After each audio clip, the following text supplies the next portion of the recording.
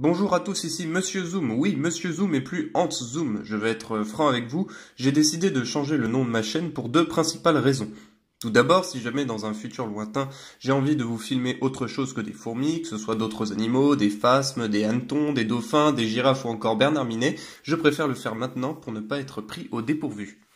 La seconde raison est un avis personnel. Je trouve que Monsieur Zoom est plus joli et moins banal que Hans Zoom. Dans les semaines qui vont venir, quand j'aurai le temps, je changerai aussi mon logo et la bannière de la chaîne, ne vous inquiétez pas. Bref, dans tous les cas, bienvenue pour l'épisode final de cette expérience de Lasius Niger qui dure déjà depuis plus d'un mois.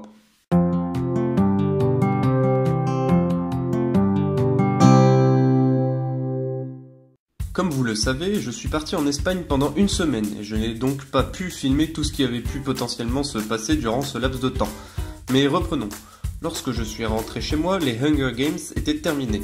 Il n'y avait plus qu'une seule gin et sans surprise, c'était la dominante, celle qui se trouve encore aujourd'hui dans le tube numéro 1 avec toutes les ouvrières et tout le couvain. Les 5 autres tubes étaient vides.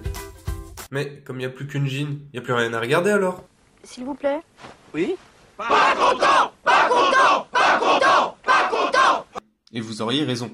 C'est pourquoi j'ai décidé de vous offrir du spectacle. Oui, mesdames et messieurs, du grand spectacle.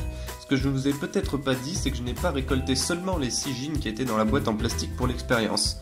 Je possède encore 2 autres colonies dans leur tube qui ont une vingtaine d'ouvrières chacune et qui proviennent du même essaimage.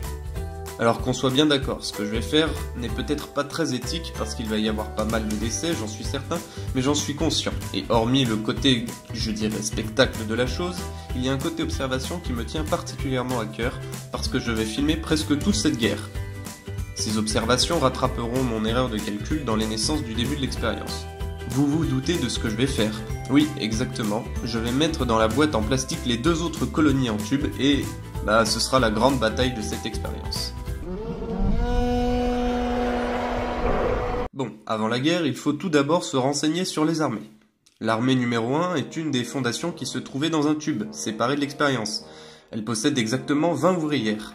L'armée numéro 2 est la gagnante de l'expérience des Lasius, qui est à la tête de presque 100 ouvrières avec un immense couvain. J'ai eu du mal à compter toutes les ouvrières comme elles sont en tas, donc le chiffre est approximatif. Et enfin, la troisième concurrente est la deuxième fondation qui n'a pas participé à l'expérience et qui, elle, possède 18 ouvrières. Il faut aussi préparer le champ de bataille, ce qui est chose faite. J'ai enlevé tous les tubes vides pour ne garder que les 3 en concurrence et j'ai nettoyé un peu la boîte en plastique. Bien, la dernière étape est de motiver les troupes. Comme un groupe d'aventuriers qui entrerait dans un donjon pour chercher un trésor, la corne d'abondance sera un petit grillon.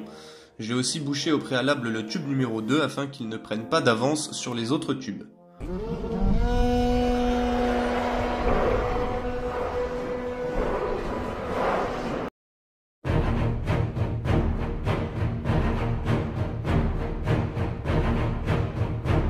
Les premières rencontres ne se font pas attendre entre les ouvrières, mais aucune réelle attaque n'est visible pour le moment.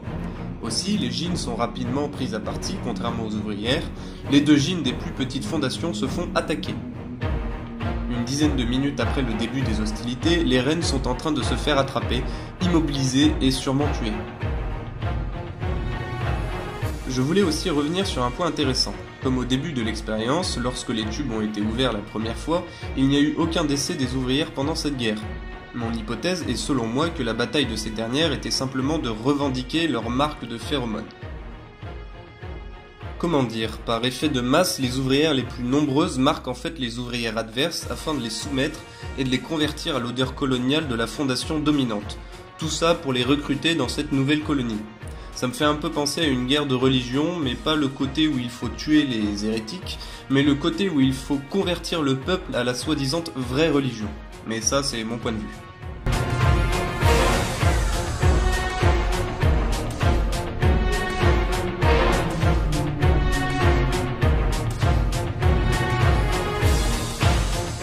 La deuxième étape, comme vous pouvez le voir, est le vol du couvain, qui finit petit à petit dans le tube de la plus grosse fondation. Le couvain n'émettant pas d'odeur coloniale propre, les ouvrières peuvent littéralement voler les œufs, les larves et les cocons afin de grossir les rangs de la fondation dominante. La stratégie adoptée par les différentes fondations, comme vous pouvez le voir, fut simple et bien ordonnée. Il fallait tuer le leader, c'est-à-dire la gin, convertir les ouvrières adverses et enfin récupérer les générations futures, donc le couvain, afin qu'elles servent leur nouvelle reine.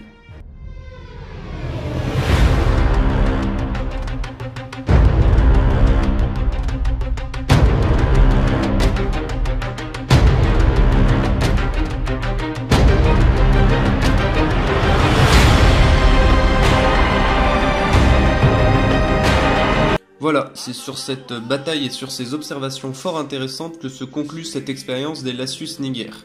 J'espère que cette série de vidéos vous a plu, si c'est le cas n'hésitez pas à vous abonner, à aimer et à partager la vidéo. J'ai beaucoup apprécié réaliser cette expérience et à vous faire partager un petit peu tout ça. Je vous conseille de vous tenir informé sur la chaîne de Yassi qui réalise lui aussi cette expérience, comme ça vous pourrez comparer les potentielles différences qu'il y a eu entre nos deux observations. On se retrouve plus tard pour de nouvelles vidéos parce que je ne compte pas arrêter de sitôt. Bonne rentrée à vous si vous êtes encore en vacances et à la prochaine.